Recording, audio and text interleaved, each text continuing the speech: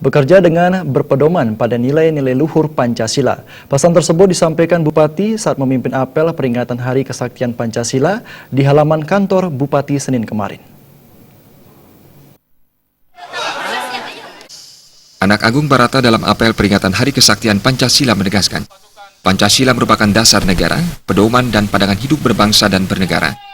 Selain itu, nilai-nilai yang terkandung dalam Pancasila dapat menjadi pedoman penting dalam membangun karakter Pancasila di berbagai unsur, baik pemerintah dan masyarakat. Melalui Hari Kesaktian Pancasila ini, diharapkan dapat membangun karakter serta jiwa semangat Pancasila. Begitu juga menerapkannya dalam dunia pemerintahan. Bupati Barata mengajak semua pemangku kepentingan untuk dapat bekerja melayani masyarakat dengan berpedoman pada nilai-nilai luhur dari Pancasila. Bupati Barata menambahkan, setiap ingat Pancasila harus ingat juga tujuan bersama, yaitu mewujudkan bangsa Indonesia yang merdeka, berdaulat, adil dan makmur. Bupati meminta sebagai aparatur sipil negara harus mampu memberikan pelayanan yang baik bagi masyarakat, sehingga dapat tercipta kesejahteraan bagi masyarakat di Gianyar.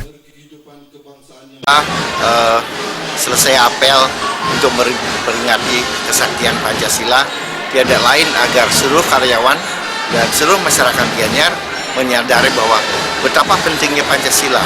Beberapa kali Pancasila mendapat godaan, sehingga Pancasila tetap menjadi filosofi negara, juga yang menghayati isi daripada Undang-Undang Dasar.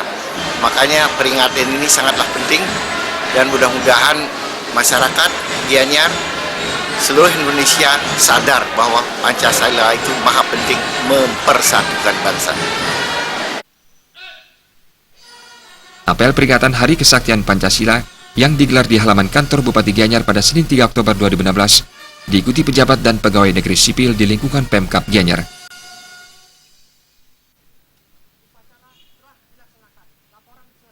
Humas Gianyar melaporkan.